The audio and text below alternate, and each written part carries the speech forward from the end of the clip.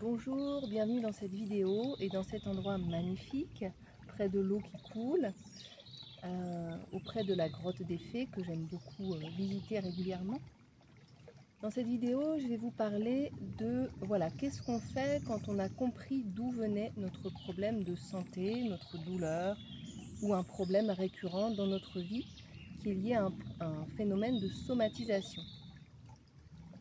Est-ce que ça y est, une fois que j'ai compris, eh bien hop, je guéris?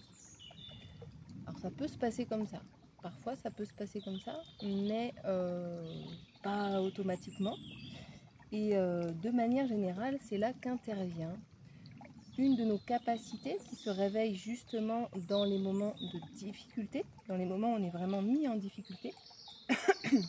C'est notre capacité d'auto-analyse, de nous remettre en question, de nous faire des autothérapies quelque part.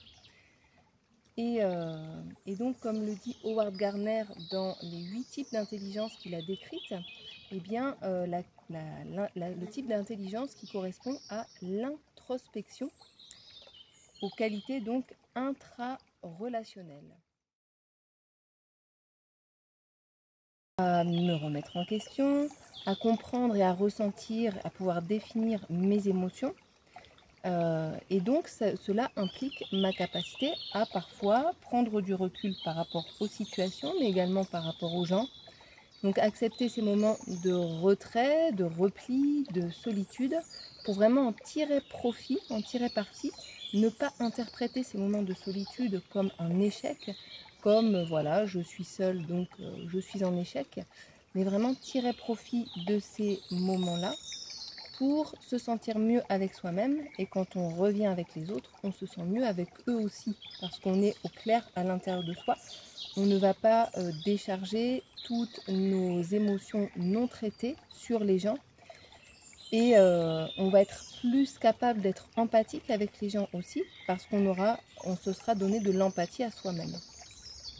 Quand on ne s'est pas donné de l'empathie à soi-même à un moment donné, et qu'on n'a pas accueilli ces moments de solitude pour s'introspecter, on est beaucoup moins capable d'en offrir aux autres et de comprendre que les autres puissent en avoir besoin.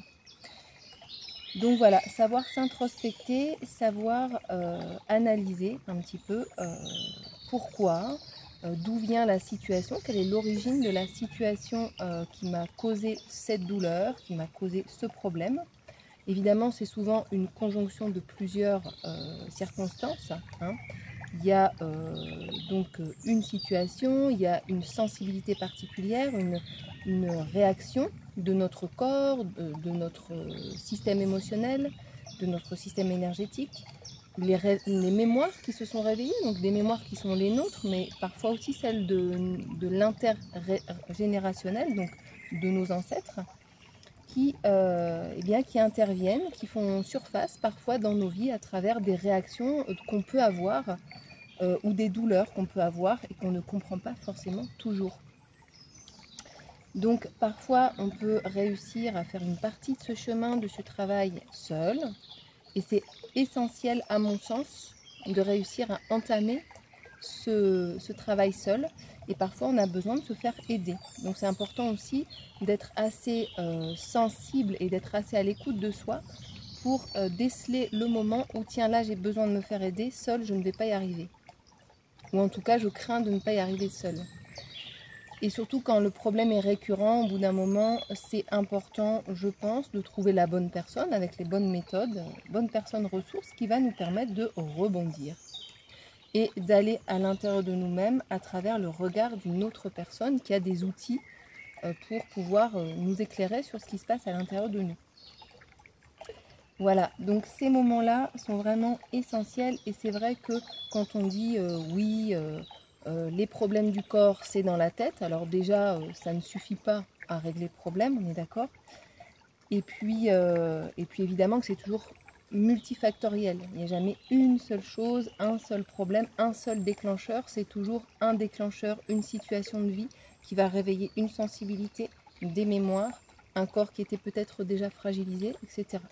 Donc c'est tout ça qu'il faut prendre en compte, et donc c'est toujours dans les moments difficiles de la vie qu'on rentre plus profondément en contact avec soi-même, Et comme dit Natacha Calestrémé, je trouve que c'est intéressant de voir nos problèmes comme finalement des moments bénis où on peut apprendre à mieux se connaître soi-même. Et du coup, une fois que ces moments-là, une fois qu'on est passé de l'autre côté du miroir, une fois qu'on a traversé nos peurs, etc., et qu'on a des nouveaux outils pour se sentir mieux, eh bien on peut rentrer dans la vie d'une manière différente. Et c'est là qu'à mon sens, on passe des paliers et qu'on évolue en fait dans la vie. Si on ne passe pas par des moments un peu down, en fait, on ne peut pas évoluer. Il y a des choses qui ne peuvent pas évoluer que dans la lumière, je pense, à mon sens. Et donc cette idée de passer à travers l'émotion, à travers l'inconfort, à travers ce qui nous fait le plus peur, à travers ce qui nous semble insurmontable, c'est une fois, donc c'est vraiment l'épreuve du feu, c'est une fois qu'on sera passé à travers que là, on aura atteint un palier supérieur dans notre vie, on sera devenu un humain plus riche, qui se connaît bien lui-même, qui se connaît un peu mieux parce qu'on ne se connaît jamais complètement. Et ce que je voulais aussi dire, c'est vraiment tout ça, ça se travaille pas sans humilité.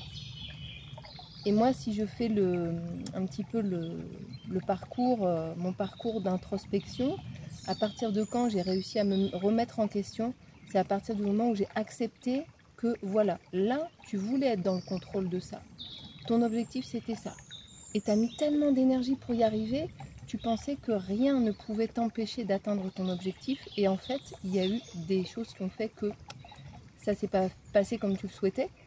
Et là, tu vas te retrouver dans ta vulnérabilité.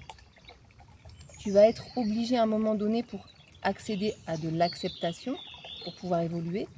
Mais voilà, tu vas devoir accepter que tu as échoué et que même si tu pensais contrôler et vouloir à fond quelque chose, eh bien, ça n'a pas suffi. C'était pas le bon moment, c'était pas la bonne façon de faire. C'était pas, tu avais des choses à apprendre et à travers cette expérience de l'échec, tu as appris des choses incroyables qui vont te permettre de retourner dans une voie qui sera encore plus celle qui te correspond.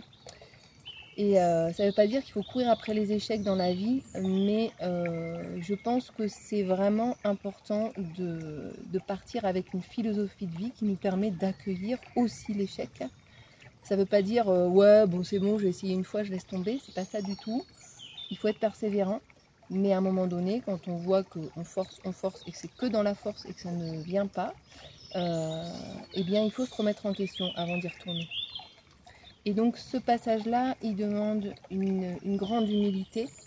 Et à mon sens, c'est cette humilité de la personne qui a réussi à se remettre en question, qui a peut-être eu plusieurs vies, parce que voilà, elle a traversé des différentes phases de sa vie qui lui a fait expérimenter différentes choses.